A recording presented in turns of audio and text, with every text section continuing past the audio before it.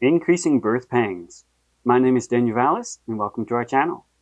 There's a lot going on in news today that reminds us of 1 Thessalonians chapter 5, the call to peace and safety, and also the increasing birth pangs, the contractions that are leading up to the sun destruction. We see those increasing more and more, and when we hear these peace and safety calls go out by the children of darkness, and we see the world events moving in that direction toward the sun destruction, and they're all on one page, then that really underscores the instructions that Paul gave that we should watch and be sober. So this is what we're going to look at today. We're going to look at more on the timeline. Definitely download it. You can find a link in the description box. There's so much changing every day, but the more that we examine what the scriptures say and warn us about, the more that we can see things heading in a predictable direction, which also means a predictable conclusion. Like Paul said, you'll see the day approaching. So we're going to look at more of the dominoes that have been set in motion, how they are accelerating very recently, which also tells us that time is very, very short. So let's dive on in. We see that the sun is in Gemini, just was recently in line with Sirius, but also tells us that we are nearing the hottest days of summer, the dog days of summer. Those are coming up. We'll be starting about the midst of July, depending on your latitude. And the peak of the dog days is really marked by about August 8th, when Sirius starts rising as a morning star. On the celestial clock, that's just when it times out every single year. So we see certain reminders that Jesus Christ gave us using and alluding to his coming, alluding to the same parallel of summer. And so many reminders of that. And so again, when we see the dominoes in motion, moving in a certain direction and accelerating here at the dog days of summer where they're about to start, that goes right in line with the expectation of Christ's arrival. At this time, we are also reminded of Christ's our positive promise. In my Father's house are many mansions. If it were not so, I would have told you, I go to prepare a place for you. And if I go and prepare a place for you, I will come again and receive you, take you unto myself, that where I am, there you may be also. So that is the expectation where we see the day approaching, the day of sun destruction, but we also are approaching Christ's arrival during the days of Noah and Lot. Reminded again, he's coming while life is still going on like normal. So as we see these events accelerating, and you can tell they are going in a very bad direction, driving the world's energy supply and logistics off the cliff, basically, we can see that time is very limited because they have set certain things in motion. The enemy does know a certain time of Christ's arrival even. And so do we, because we can see the day approaching by looking at the celestial clock, which is what we are told to look at. Lift up your eyes, lift up your heads, and you will know, for your redemption draweth nigh. So we see all that in context coming together in this very narrowing window, and the Lord's been drawing our attention to it for quite a while. Even last year, we were pointing to this particular window, even around June, July, looking here, and even in February of this year, we were looking at this July-August window too, how this possibly applies, and reminds us so much of how also our learning journey started too. So in our last video, we looked at some of the dominoes that have been set in motion, things accelerating. We looked at June 14th through June 27th, just how they've really accelerated with the events in Russia and in the Middle East. There's multiple events because they're going toward a convergence, a sudden destruction that is more than just a localized area. It's going to upset the entire world's logistical system, and it's going to cause an intervention. And right with these continued dominoes falling are the peace and security warnings, peace and safety warnings, the increasing calls, people realizing how tenuous the situation is. And so now we're going to look at, let's just zoom in at the start of July to where we are now, July 10th. We can see certain things accelerating, setting a stage for broader intervention, stronger intervention too. Just over July 2nd through July 6th was the funeral for the Iranian leader that was assassinated at the beginning of the Iranian war. So that really upset a lot of people in the region. And you could see that visualized here with the funeral, not just by the turnout of people. Millions of people came out. This was one of the largest recorded funerals ever. Millions of people came out, and even on July 2nd, they were estimating between 15 to 20 million mourners coming out, because the religious leader there that was assassinated, it was basically their version of the Pope. And a lot of people tried to dismiss it and say, well, you know, they're forced to do it, or there's political reasons. No, you look at the genuine turnout of the people, you can tell they genuinely cared about this person. And then you also see the turnout of the world leaders who came and, or at least sent representatives to the funeral. Statements were made in multiple ways here. One notable example was the former Russian President Medvedev, who came and personally attended the funeral. And then as he was flying back to Russia, he was speaking to the journalists, And he said, quote, "There was no serious reason for the American attack. Iran posed no threat to the United States." So Iran's friends and allies during this situation, they're using this unifying and statement of solidarity through this funeral to also emphasize to people, yeah, there was no reason for America to attack. America is the bully. America is the one at fault here. Iran has so many merits to their case of their defense. So the funeral was a statement in multiple ways, and even the circumstances of the funeral itself were unusual because by Muslim customs, they normally bury them fairly quickly. But for them to delay it so long, the war started on February 28th. That's when he was assassinated. So here at the midst of July, it's very unusual, but they were doing that for safety and security reasons there in the state. But also, they seem to be waiting and building the public resentment to America's intervention in Iran and the entire Middle East and just making things a royal mess that Iran has had to respond to. And so they're using this unity and this shared grief, allowing it to fester. Iran is using it to their advantage on the political stage as well, the international stage, and then having these international leaders and delegates come to share in the grief and as a show of solidarity that, yeah, Iran does have a lot of merits to their case. And the turnout for the funeral was so large, even on July 5th, even President Trump, he remarked to Axios, he said that he was surprised to see some Iranians crying at Khomeini's funeral, saying he thought people hated Khomeini. Now, everything in this whole situation is scripted. And obviously, a president, they go through certain PR statements and their press, public relations people make them say and refrain from certain things. So when a president admits that, well, maybe I was wrong about this whole situation from the get-go and I killed somebody, not maybe under the best understanding, he's kind of admitting that he's at fault here, but he's doing it very deliberately.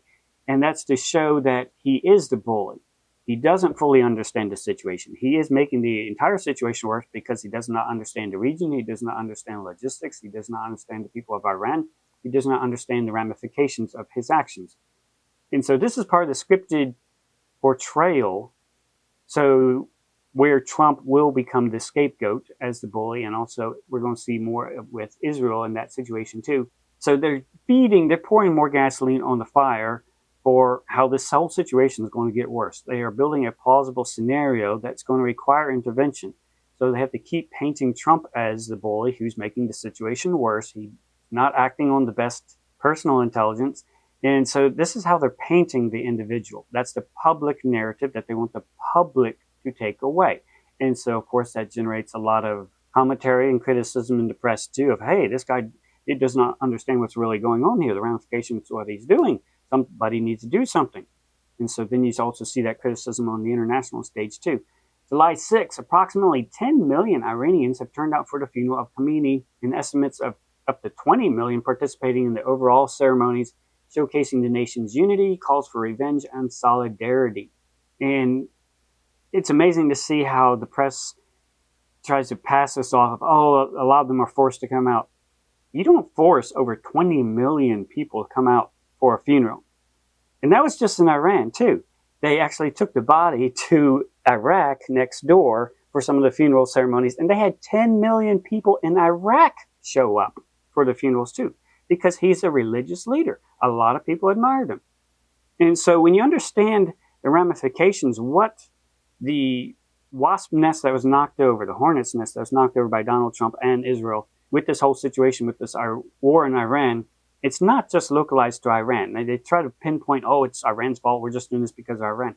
They upset the entire region. And the entire region isn't Shiite Muslim, but there is a large unity because of the followers there in Iran and Iraq. That's why they were able to take the body over to Iraq and display it publicly for the funeral. 10 million people show up. That shows you a lot of the solidarity that's going on here. And there's increasing calls for revenge. And so as we go forward from this point, this funeral was a rallying point. From this point on, whatever Iran does in retaliation to the United States bully who does not understand what's going on, they now have the public mandate and the public call for harsher action, harsher retaliation. So you're going to see Iran's retaliation to whatever the United States does from this point going to be on a much larger scale, because they got the people fired up to where they're sick and tired of it. They want to just end this situation. They want the bully to back off. And this is what we told you from the beginning, that you are eventually going to see them get to a point where some type of reaction is done by Iran to basically give the bully a bloody nose, because they realize up until they do that, the bully is going to keep trying to steal their lunch money. So they're going to have to give the bully a bloody nose, something dramatic enough to make him back off. And if he really starts to throw a temper tantrum, then that's when you're going to see the other nations intervene too, because they're sick and tired of this and they want to see it over. They want to see the Strait of Hormuz situation resolved too, because they're all being strung along with this logistical energy crisis. Now, all during this time, while this is being built up in Iran, it's during the ceasefire, there is the expectation that tankers and cargo ships and whatnot are going to start to flow through again because they had a memorandum of understanding. And so during this time, July 3rd, 4th, 5th, 6th, and going forward, people were watching how many ships are coming out of Iran, how many ships are going in, how many are using the Iranian routes, because that was also giving you an understanding who's really controlling the strait here. But then you started to see a power play of Iran was assisting because the memorandum of understanding said that they were in control of the strait. Everything had to be arranged with Iran to go through the strait there. So a number were going through the Iranian designated lanes, but then the U.S. was also starting to push, hey, use the Omani route, start going very south, hugging the coastline there, and we will provide some escorts to take ships through there. But of course, that challenges Iran's control of the strait too, which really ticked them off. And so they started putting out warnings to ships of, hey, you have to use our designated routes. There are security concerns. We want you to use our routes only, and you have to coordinate with us. And so the situation that we were seeing unfold now, it was building over several days. It didn't just come out of the blue. And eventually got to the point on July 7th that Iran finally hit some tankers because they had been warning them, those same ships several times, do not take that route. You are supposed to take the Iranian route here, more toward the north. They didn't listen. They insisted on taking the U.S. route. And so Iran had to make a show of force to show, hey, we are in control of the strait, and also the memorandum of understanding playing the states that you should be coordinating with us. You're flaunting who's in control here, and you're trying to push your authority on us in the situation that we just agreed to with you, America. And so what happened on July 7th, them firing at multiple tankers there, at least probably 4, it looks like maybe 5, was a result of what had been building, the U.S. pushing the buttons. It wasn't Iran's fault. It was the U.S. It's like going on a car trip with 2 kids in the back. One kid's constantly poking the other one, and parents say, knock it off, but the one kid keeps poking the other because he wants a reaction. And finally, the other kid knocks him on the head and says, knock it off, leave me alone. So then the other kid says, Mom, Bobby hit me. Well, you had it coming. But that's what the U.S. has been doing this whole time. Iran's been trying to mind their own business. They've been going through all the negotiations. They've been demonstrating good faith. They've clearly spelled out in the memorandum of understanding who's supposed to be doing what. But the United States keeps wanting to go beyond and breach and intervene with beyond what even they agreed to. So Iran is not at fault here. They're just trying to uphold the memorandum of understanding. But of course, when that happens, oh, Bobby hit me now. Now the bully is going to use that as an excuse to hit and strike Iran, knowing Iran is going to strike back. And so you're going to see this ladder of escalation build more and more. And that's what you saw the very next day, July 8th. The U.S. hit over 80 targets with precision munitions. But then also Iran started firing back to Bahrain and Kuwait, attacking our bases that have already been pretty much evacuated at that point anyway, doing more damage and more a demonstration that, yeah, they can hit whatever they want to. And a lot of people are wondering, is this going to escalate more? But then Trump also came out the same day and said, hey, we can destroy every single bridge in Iran if we are forced to. We will eliminate their power plants, which generate their electricity they use. They have desalination plants. If we are forced to, we will destroy them. So Trump is the one ratcheting up the escalation, not the Iranians. The Iranians were able to do a few fire volleys at the bases there and say, back off and just use it as a demonstration. But Trump came back and raised up the escalation himself. Hey, we're going to attack your power plants. We're going to attack your water plants too.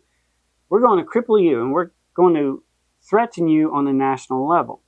And so, of course, that's not making the situation better. So how is Iran going to respond? Very accordingly. So they've been very measured in their response, but a lot of people are wondering what's going to be happening next because it's wrapping up, and Iran definitely has the public mandate and public support, calls for revenge, especially with this funeral unifying so many people in their nation, and even next door and the surrounding nations too. And then Trump again on the 8th, he said, if this happens again, if they retaliate, it will get much worse. So they're already putting out the expectation that this will get worse, But Iran has also pretty much gotten to a point where if it is going to escalate and they're going to retaliate, they're almost already at the point where the gloves are about to come off, which means they may be attacking more energy installations there in the Gulf and really trying to give the bully a bloody nose and trying to tell him to back off. And also, with their measured response so far, they have a lot of public support. And that's why leaders were coming out to the funeral to show their support with Iran's case. They understand the merits of their case. And so you're going to see a lot more, not necessarily support, but them understanding why Iran is retaliating in certain ways going forward. But in the midst of all this, we also saw other events that are upsetting the world, this peace and safety, over in Russia. On July 5th, Ukrainian officials reported that forces struck a major oil terminal in Russia's second largest city, St. Petersburg, as well as the Kronstadt naval base, the main base of the Russian Baltic Fleet, on Friday and Saturday. Ukraine's military said via telegram that it had struck oil refineries in Russia's various regions overnight. So the Ukrainian attacks in Russia have been escalating, particularly over the seventh day, but they've been making multiple attacks more on refineries lately, attacking the critical energy infrastructure there in Russia, trying to cause major disruptions, which is the same problem going on in the Middle East, affecting multiple nations now too. So you're seeing two problems compounded at the same time. And this is what really concerns us, that it's going to get worse before it gets better. It's not really going to get better, but we see a day approaching where here, approaching summer, approaching the dog days of summer too, an escalation is on multiple fronts to make a bad situation worse than it already is, to drive off the cliff at full speed. July 6th, Ukrainian drones hit Russia's largest refinery in one of the deepest strikes yet. Reportedly, the attack hit critical equipment at the refinery, including the primary crude oil processing unit, described as the plant's most important installation. Ukrainian drone attacks damaged Russia's Baltic Sea ports of Ust-Laga, again a major oil export outlet. So they're really hitting these important energy logistical points here in Russia, but hitting Russia's largest refinery and pretty much taking it out for a while. July 7th, a Ukrainian swarm of loitering munitions drones struck 8 Russian tankers in the Sea of Azov. Ukraine said it was targeting Russia's naval supply chain to induce fuel shortages. So again, the Strait of Hormuz is already causing fuel shortages in many parts of the world because of the 20% drop that's not flowing through the Strait of Hormuz. And now in Russia, a very large influential player on the world scene, fuel shortages are being induced by these attacks on major export ports, refineries, tankers, trying to cause even further fuel shortages. You see direction things are going and why they're pushing over the same dominoes at the same time, because they're heading toward a conflagration. July 8th, China has lifted its restrictions on refined fuel exports for the remainder of July. And that may be because right up until that same day, pretty much, things looked like they were moving in a positive direction. It doesn't look like they may continue to exports into August, but the same day Russia bans all diesel exports amid heavy Ukraine attacks on refineries. So they're locking down because of the shortages, and you're probably going to see China change their exports too, now that the situation is drastically changing again too.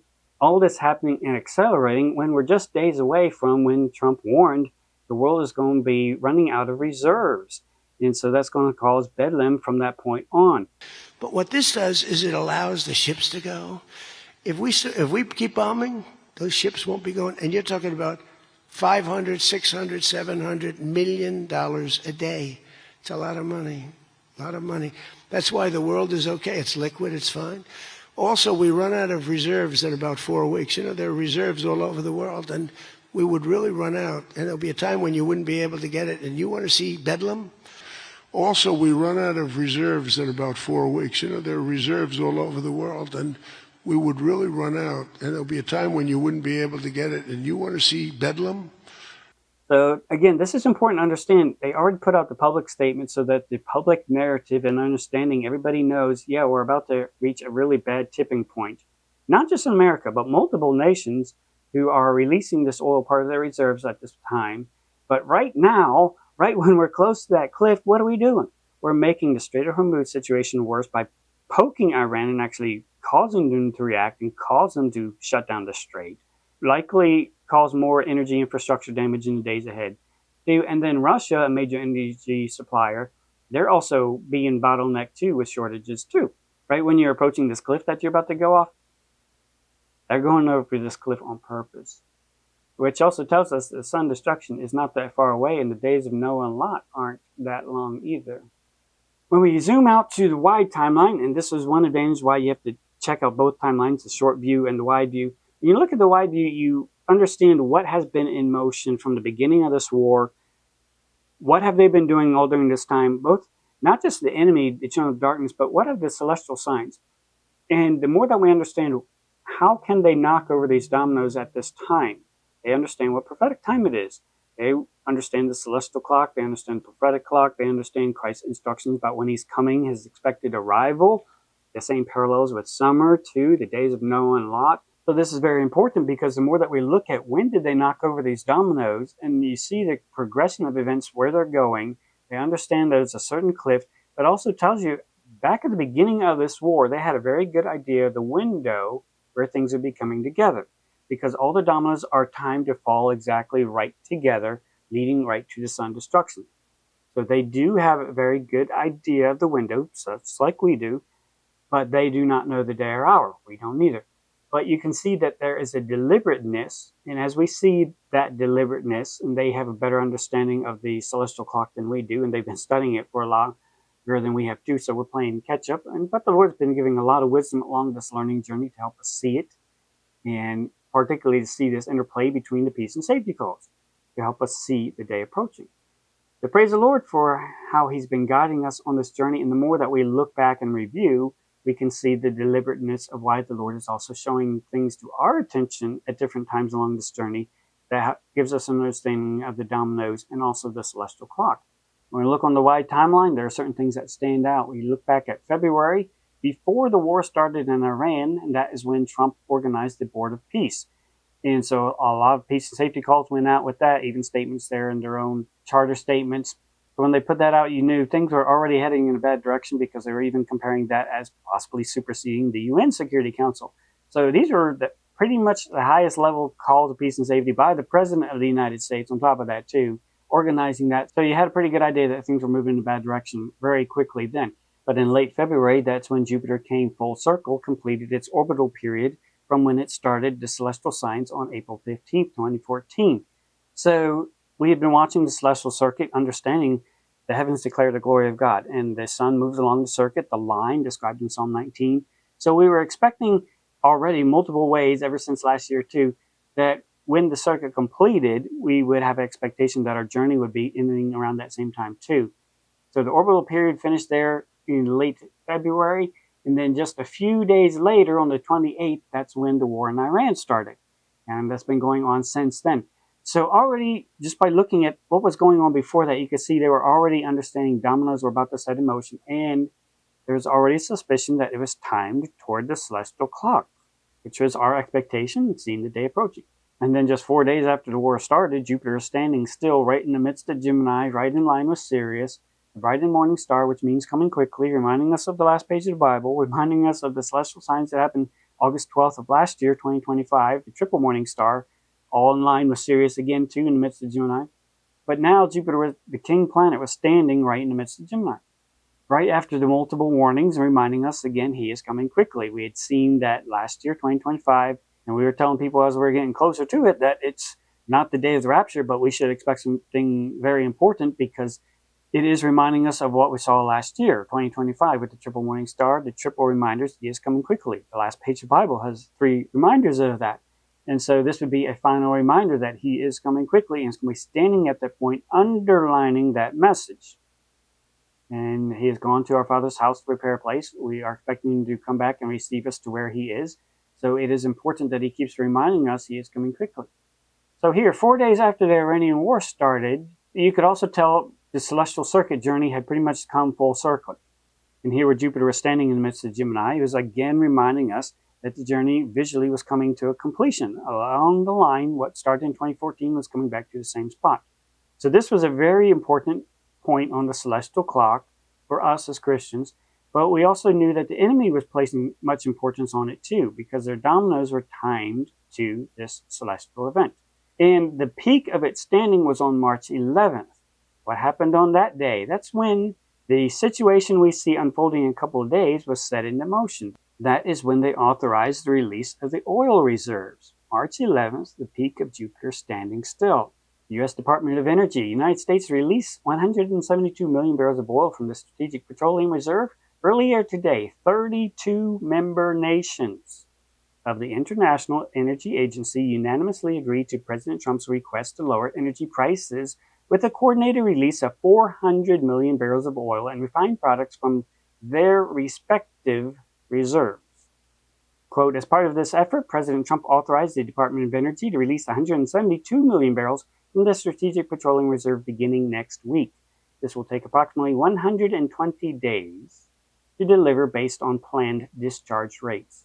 This was on March 11th when they made this statement, right when Jupiter was standing in the midst of Gemini on the celestial clock, reminding us that he is coming quickly.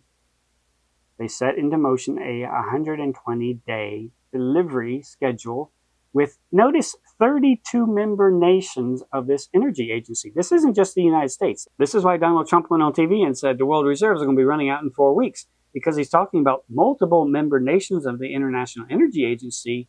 They have been releasing their reserves, not just the United States with our strategic petroleum reserves, but it's 32 member nations. And so they've been doing all of this during the past 120 days, which are running out in just a few days. And they set this in motion. They pushed over this domino on March 11th, timed with the celestial clock. They know what they're doing. So again, it's very important. There's 32 member nations. They're releasing from their respective reserves. That's why they're all running out approximately at the same time. They're going through 172 million barrels. The discharge rates will change, vary a little bit, but it's going to be ending approximately 120 days, right at the time that Trump was saying, yeah, in 4 weeks it's going to be running out. They said it was going to be released starting next week after that announcement. So that would have been March 16th on a Monday. You had 120 days. That will bring you to July 14th. The exact same time that Trump said the world reserve is going to be ending out right in the midst of July. Give or take a few days because of the discharge rates that vary a little bit too. So the United States was releasing 172 million barrels from our strategic petroleum reserves, which are based down in the Gulf of Mexico. The red dots, that's the SPR storage sites that we have. They are underground, but they are close to refineries. And the SPR functions as a cushion. It's an emergency cushion so that if there's an earthquake or a major hurricane or something that disrupts, or even war, that disrupts the normal flow of energy. And of course, this was spurred by the oil embargo back in the 70s. So they want to avoid hiccups going forward. And that's why the International Energy Agency coordinated with the 32 member nations so that on a worldwide scale, things like the oil embargo don't heavily affect everybody. Everybody has a cushion, or at least a lot of the major players have some type of cushion.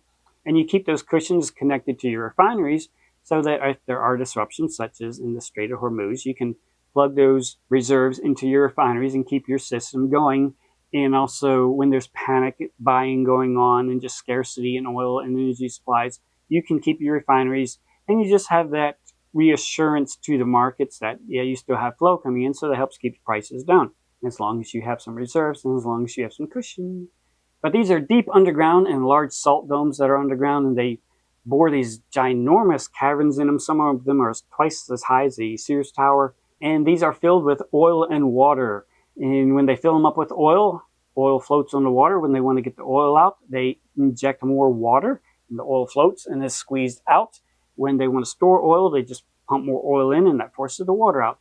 So they're constantly filled with something, but they don't want to discharge them too many times. That's the problem with these salt caverns, and something you need to keep in mind with the SPR. It's not meant for everyday use.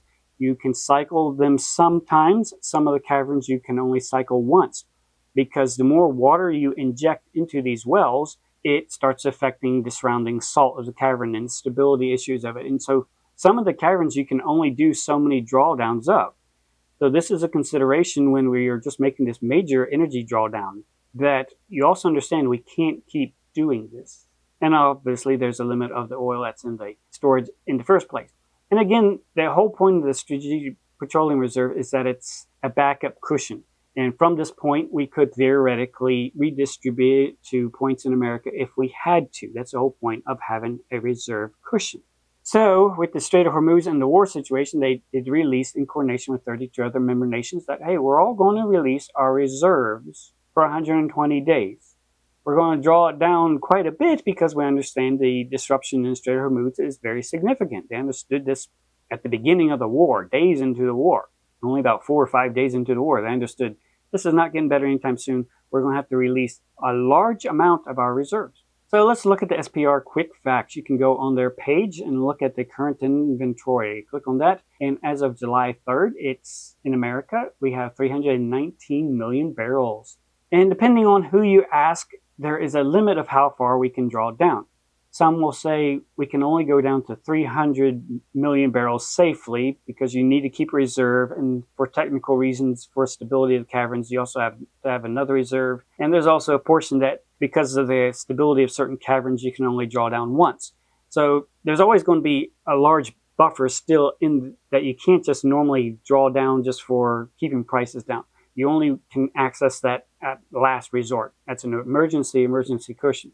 Somewhere around 300 is what you'll find different people batting different numbers about. The Energy Agency does not release that number because it can vary a little bit too. But going back to those 32 nations that are part of the International Energy Agency, we are part of that, but there is a requirement of all the member nations. They have to have at minimum a 90 days of import protection. In other words, in their reserves, they can have a whole bunch, but at a minimum, they have to maintain 90 days of import protection. In other words, you take what your nation imports over a 90-day period, that's the reserve that you absolutely have to have as an emergency cushion. You can't go below that. If you want to store more than that and access that other times, that's fine, but you have to maintain a 90-day minimum. So that's also where we're drawing down to, is understanding we still have to keep a 90-day minimum. So all the member nations that are releasing, they're going to be releasing the reserves, but apparently we're all coming close to this 90-day minimum that we have to have.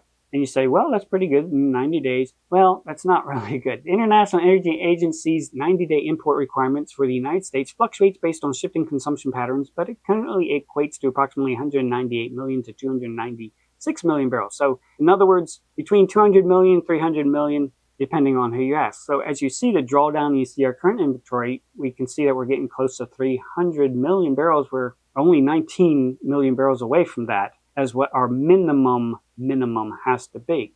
The IEA requirement is calculated by taking the country's average net daily petroleum imports and multiplying that number by 90 days. 90 days yields a minimum baseline requirement of 198 million barrels for the United States. 90-day window puts the IEA requirement ceiling at approximately 296 million barrels, 300 million barrels. So, crucially, the U.S. does not need to meet this requirement using the strategic petroleum reserves alone. The IEA allows member nations to count a combination of two stockpiles. So the United States is, for our number of reserves to maintain a 90-day minimum, we are counting what we have in the SPR and also commercial industry stocks as well. So this becomes important. We're drawing down our strategic petroleum reserves, counting on having our commercial stocks also make up the difference and get us to a 90-day minimum that we have to have. So we should also be asking the question, how much are in our commercial industry stocks too? Well, the commercial crude oil, that's aside from the strategic petroleum reserve, there is 408 million barrels, which is currently sitting about 7% below the 5-year seasonal average due to intense refinery demand. Okay, so we have the SPR reserve. That's already getting pretty close to the 90-day minimum, the 300 limit that you don't want to start going below that for various reasons. You can for a little bit to about 234, I think, but 300 seems to be the number that many people are batting around too. But that's with the understanding we have commercial and industry stocks reserves as well too. But when we look at those, well, there's this whole Strait of Hormuz situation that we caused. So that means with the shortages, there's greater demand for our crude to be used, output, because there's a large deficit all of a sudden in the world, a huge shortfall. So who's making it up? Well, the U.S. claims we're an exporter of all these oil and oil products. So our refineries have been running wide open, burning through our crude oil and some crude oil that we purchased too for these exports too. So our refineries are running wide open, pedal to the metal. So that means our commercial reserves are also lower than average where they should be too. 7% below the 5-year seasonal average for our crude oil. Then let's look at the commercial gasoline stocks. The U.S. commercial gasoline inventory sits at 212 million barrels. This places the market roughly 12 million barrels above the critical stress threshold leaving an exceptionally narrow buffer against unexpected refinery outages, pipeline disruptions, or summer demand spikes. Okay, so our SPR is getting very low. Our commercial crude oil is getting low. It is lower than seasonal averages. Then our commercial gasoline inventory is already just shortly above the critical stress threshold. That's how low it is, too.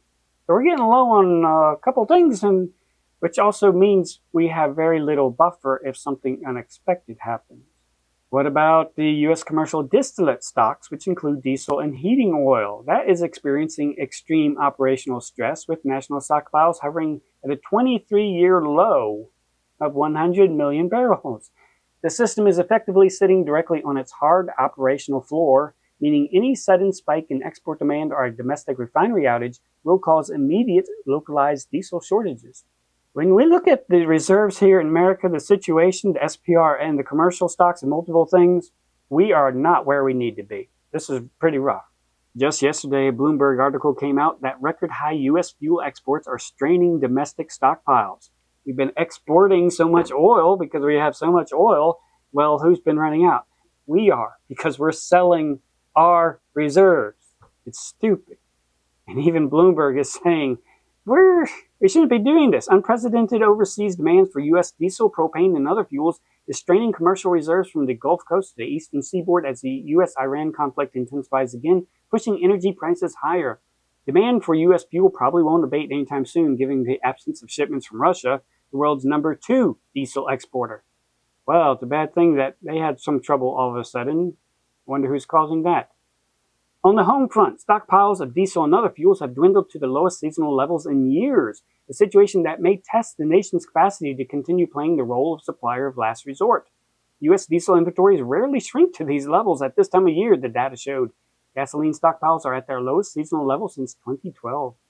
We're not in a good situation, and the president tries to tell everybody, oh, we're exporting so much oil. We're exporting all these oil products. Who's paying for it? Where's it coming from? It's coming from our pockets, coming from our wallets, coming from our buffers, our reserves. That's where it's coming from. We're selling our reserves. U.S. stocks and U.S. Strategic Petroleum Reserve fall by 5.5 million to the lowest level since 1983. Pretty much close to the time these oil reserves were started, we're getting that low. The drawdowns are part of a U.S. agreement to release 172 million barrels from the facility to plug a gap in global inventories after the Iran war and help push down fuel prices. Okay, so the Iran war is causing a lot of shortages. So with multiple other nations, part of their global inventories, all these reserves are dumping and putting out onto the market what's in reserves to help with the situation, but also help push down fuel prices. So what's going to happen when you start running out of reserves? When you run and start straining your commercial inventory too? What's going to start skyrocketing real soon? Fuel and energy prices here in the U.S. And in all these other 32 nations that are part of this energy agency that have been releasing their inventories too. So that's what you're going to see real soon. They've been able to artificially keep prices low, even with some effort going up because of the shortages. Obviously, they've been rising and the questions about the Iran war, but they've been able to tamper them down a bit by releasing all these reserves across multiple nations. So what happens when multiple nations all start running out of their buffer at the same time? Well, a situation of 20% deficit caused by the Iran war is also heating it back up again. And Russia is also stopping its diesel exports and oil products, and other shortages caused by that whole situation too. You are looking at a royal disaster. And that's why Trump alluded to when he said in 4 weeks the world reserves are going to be running out and it's going to be bedlam. Because very soon you're going to see some major price corrections happening because of the scarcity. Add on top of that, compound it with the worsening situation that's obviously not getting better with the Strait of Hormuz, and everybody knows oil's not going to be flowing anywhere anytime soon, right when we're running out of reserves.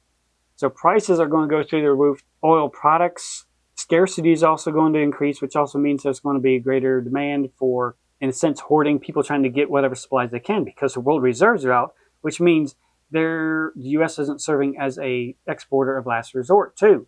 You are really going to be scrambling for crude oil and oil products. Russia's largest oil refinery halts processing after drone attack, sources say. Omsk refinery is Russia's top producer of gasoline. So again, we're seeing some major processing equipment and refiners being taken offline right at this time when reserves are starting to hit bottom for 32 different nations. Those are the nations that have been putting out the reserves. It does not count the nations that are already hurting, who did not have reserves to begin with in the first place, who have been buying all those reserves exports anyway. And so everyone is going to find themselves in a lurch here. Russia bans diesel exports amid heavy Ukraine attacks on refineries. Russia has officially banned all diesel exports in a bid to secure its domestic fuel market following highly destructive Ukrainian drone strikes on its energy infrastructure. Almost every Russian region hit by fuel crisis as Ukraine escalates drone attacks, with many gas stations imposing rationing as the Russian government races to get ahead of a ferocious campaign of Ukrainian drone attacks targeting its refineries. Estimates Russian gasoline production is currently running at around 20% below domestic demand because of the Ukrainian strikes. Ukraine had not only increased the frequency of attacks in recent weeks, but also the number of drones used. And so notice, all of a sudden Ukraine increased the frequency of attacks on these refineries in recent weeks. Very recently, they all of a sudden upped the frequency of these attacks on energy infrastructure in Russia. And who is supplying the satellite targeting data for Ukraine? The United States. Who is making this whole world situation worse on purpose?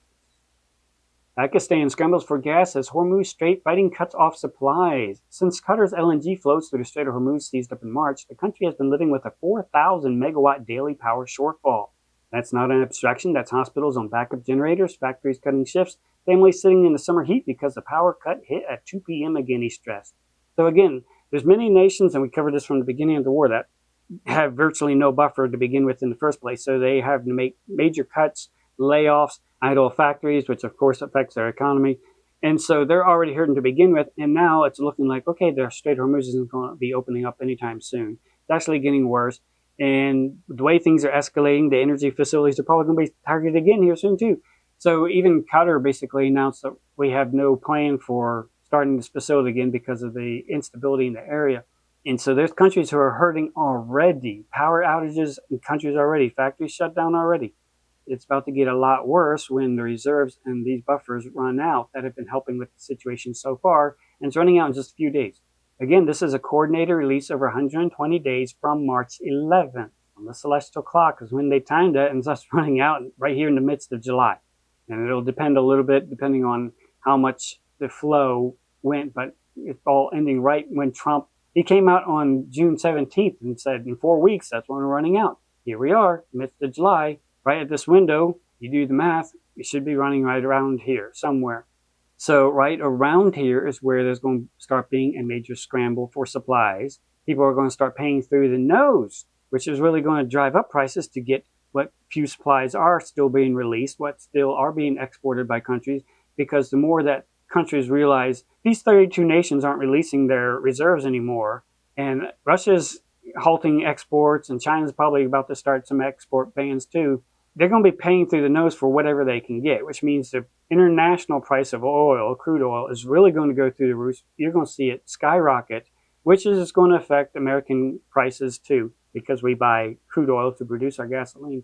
It's about to get royally worse because we've run out of the cushion. We've run out of the emergency buffer that has been keeping prices low because people have known there's still been some coming in to help augment the deficit caused by the Iran war. But that's about to run out right when they're throwing gasoline on the fire to make its situation worse. And Trump made a statement on July 17th that we were 4 weeks away. And the very next day, just hours away from that statement, that's when Ukraine really started doubling down on attacking Russia's refinery systems and their tankers and their ports. Almost every other day, they were doing some major attacks. Right when you know you're going off the cliff is not the time to be putting the pedal to the metal, which makes you wonder why they are doing that. A couple days before that, June 9th, was a conjunction of Jupiter and Venus right near Gemini. Beautiful reminder that he is coming quickly, a reminder of the star Bethlehem sign we saw too, and the triple morning star we saw last year. Multiple things reminding us with that celestial sign. But we also see August 8th, the 8th month, 8th day, right around there, depending on your latitude, is when Sirius is going to be rising as the morning star again, marking the midst of the dog days of summer. So that is a celestial marker too, a time that happens every single year on the celestial clock, reminding us we are approaching the dog days of summer right when Christ said he was coming, arriving, that pictures his arrival.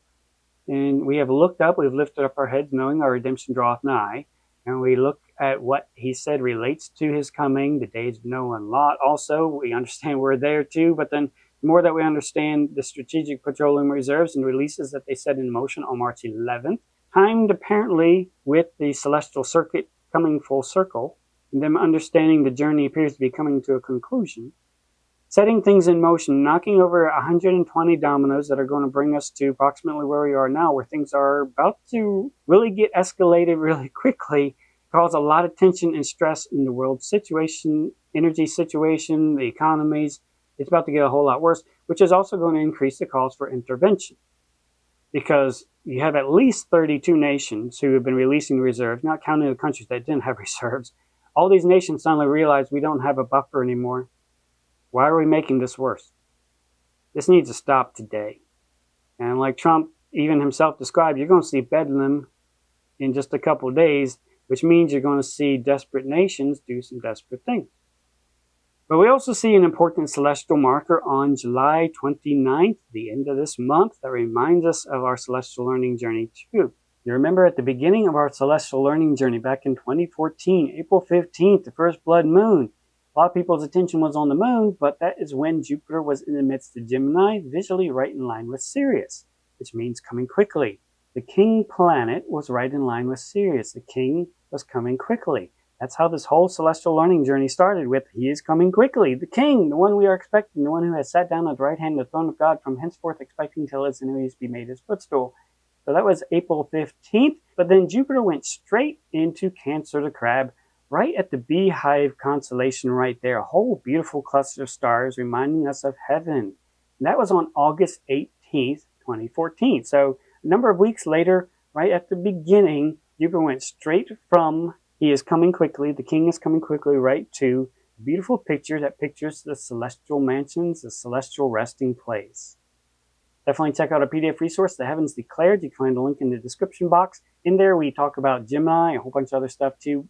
We talked about how it was so important, this starting place, but then also how Cancer pictures the resting place, particularly that beehive constellation right there, that cluster of stars, reminds us so much of the saints' everlasting rest, which is going to be in heaven, in our Father's house.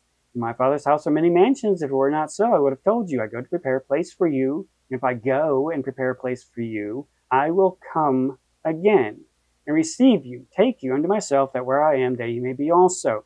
Okay, so how did our celestial learning journey start? It started with the blood moon, right at Virgo, reminding us of the one who was born of a virgin, right when Jupiter the king was right in line with Sirius, which means coming quickly. The king is coming quickly. The one who has been born of a virgin, he has gone to his father's house. He is going to be coming again.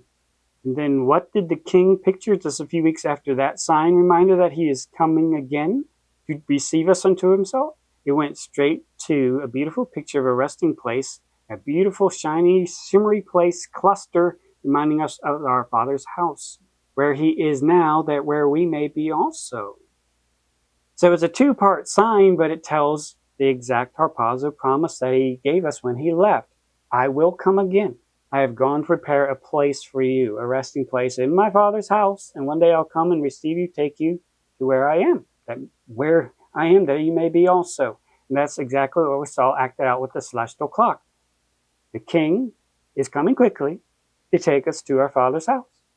And it was on August 18th. It wasn't just Jupiter there, it was Venus and Jupiter, a super close conjunction right there at the beehive.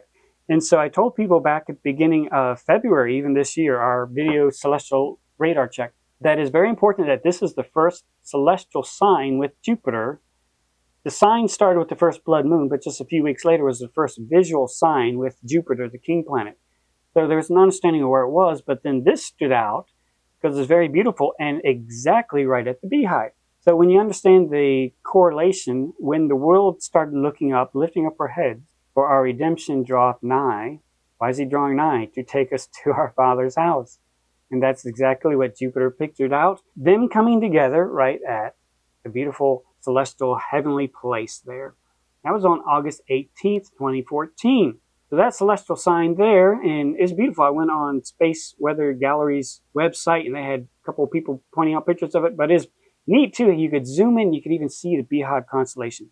These were rising as morning stars. That's the other important thing. That's why it stood out. This conjunction of Jupiter and Venus rising as morning stars right after the celestial signs had started a few weeks before that, saying the king is coming quickly. Then what picture is the world reminded of? That he is the morning star, the last page of the Bible. He is coming quickly. Where is he now? He's at our Father's house. And one day he's going to take us where he is now. A beautiful celestial sign acted out right in proper sequence, expectation right in line with his promise. And one person was able to get a wide view picture of it too. You see the conjunction right there in the middle, but then on the far right there you see Sirius. He just happened to capture it.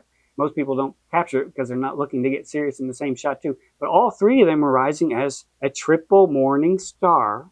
Right here, a few weeks after the celestial learning journey started for so many people, the heavens were reminding us where he is now, what he's doing. He's preparing a place. He is coming quickly. And all this reminding us of the last page of the Bible, which reminds us 3 times he's coming quickly. But then we have a triple morning star reminding us he is coming quickly right at the beginning of our learning journey. But it was offset just a few weeks from the first blood moon. So when you jump to our time where we are coming full circle to that same spot, what do we see? August 12th, 2025, we saw Jupiter and Venus in conjunction again, but this time right in the midst of Gemini, almost exactly where Jupiter was when the learning journey started at the first blood moon.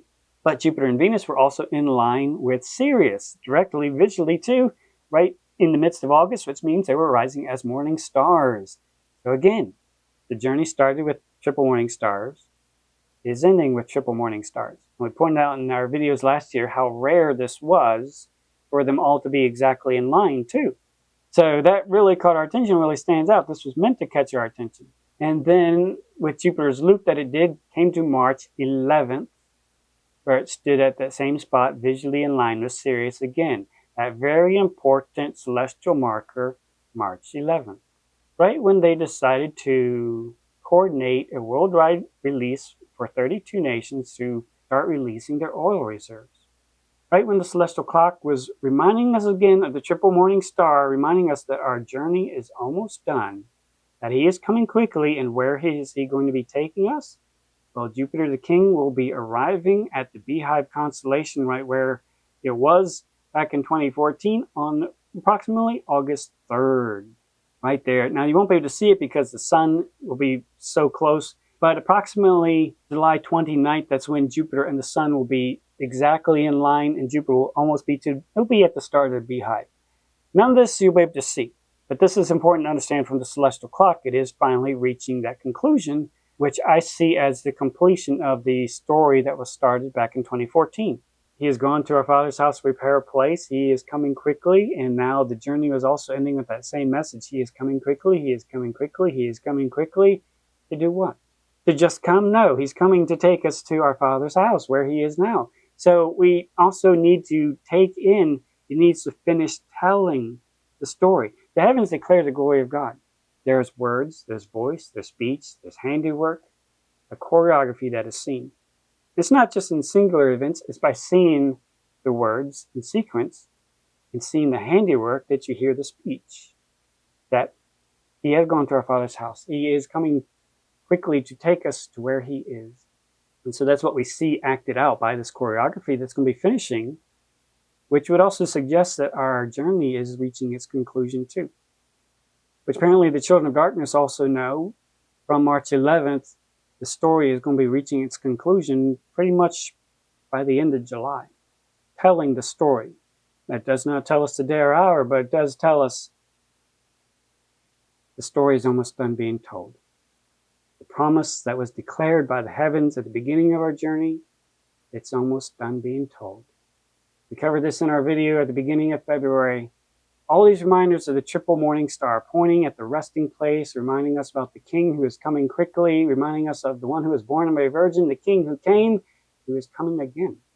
All this pointing and arriving at Beehive constellation at the beginning of August, technically, right at the same time when Jupiter will also be rising as a morning star, right at the same time that Sirius is starting to rise as a morning star too. So again, you have an incredible choreography, incredible handiwork, telling the story at the beginning and at the end with these rare lineups, very rare lineups. And so, friends, this is how I see our celestial learning journey.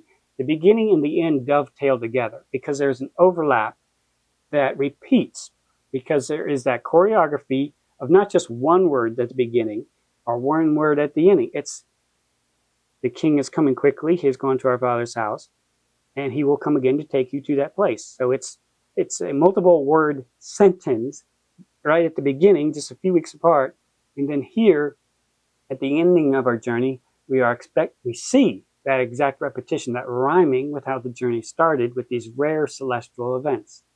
That also tells us that our journey is coming to a completion too. Just seeing this overlap by this dovetailing of the celestial circuit journey that the Lord has brought us on.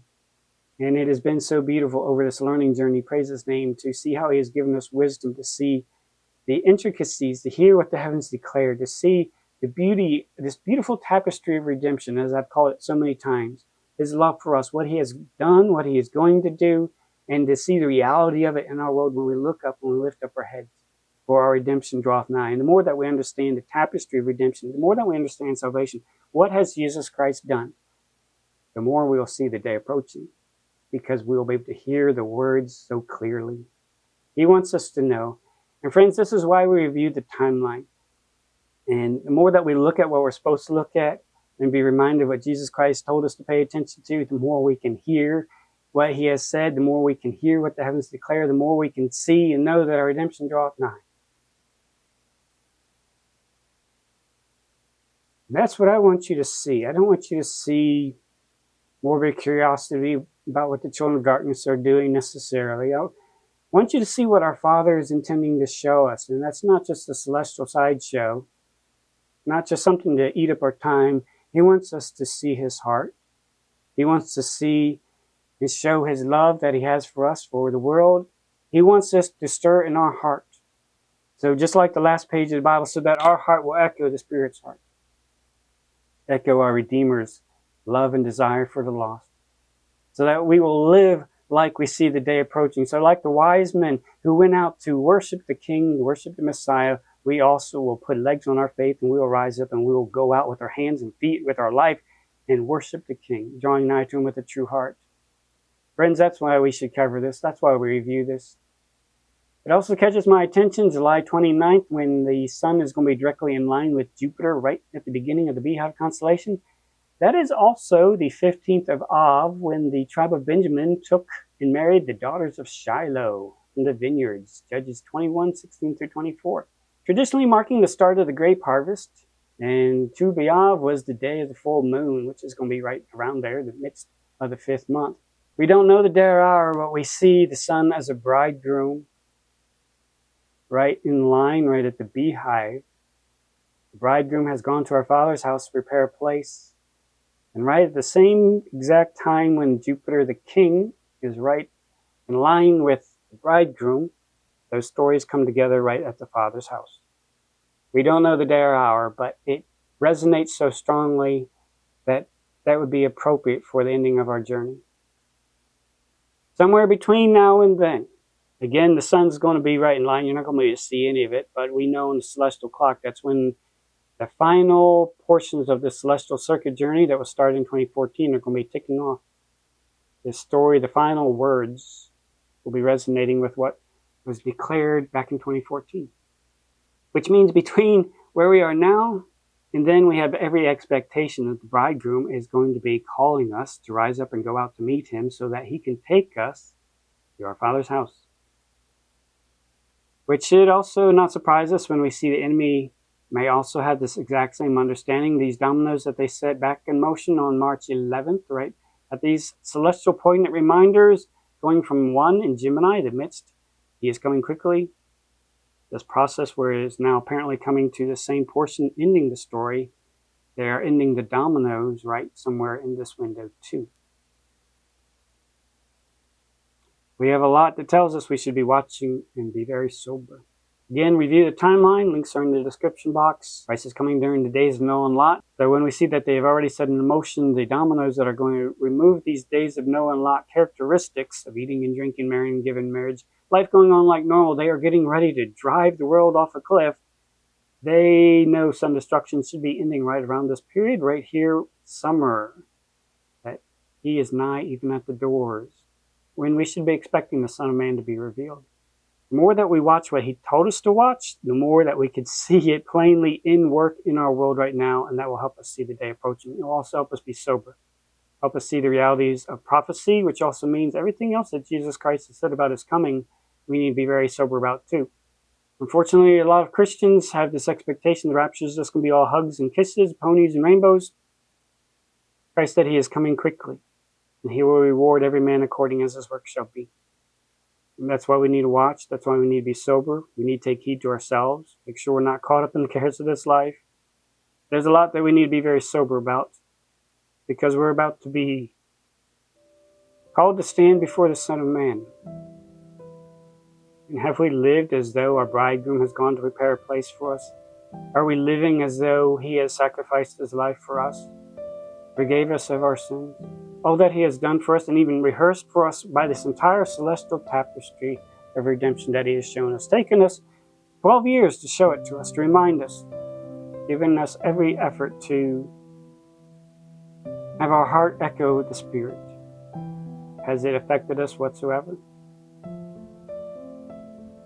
We're about to find out when the bridegroom shows up, whether we have been a wise servant or whether we've been a foolish servant. Are we going out to meet him with our life, or are we going the other way like the foolish virgins? Friends, this is why I implore you to download our resources. Be ye ready, running for the prize. This is why he shows us the celestial signs. It's not for the world. It's not for morbid curiosity. It's not to kill time. It's because we're about to be audited, and we're about to stand before the Son of Man, and he will reward us, whether we are wise and faithful, or whether we are wicked and slothful. Friends, I want you to finish your race strong. I want you to be found pressing for the prize, so you receive the prize. The prize is Jesus Christ. A relationship and fellowship to enter into the joy of your Lord. Not all Christians will hear that from our Lord. Not all Christians will receive the hugs and kisses that they think they're going to get. A lot are going to get some pretty frank feedback from the Lord when they stand in front of him.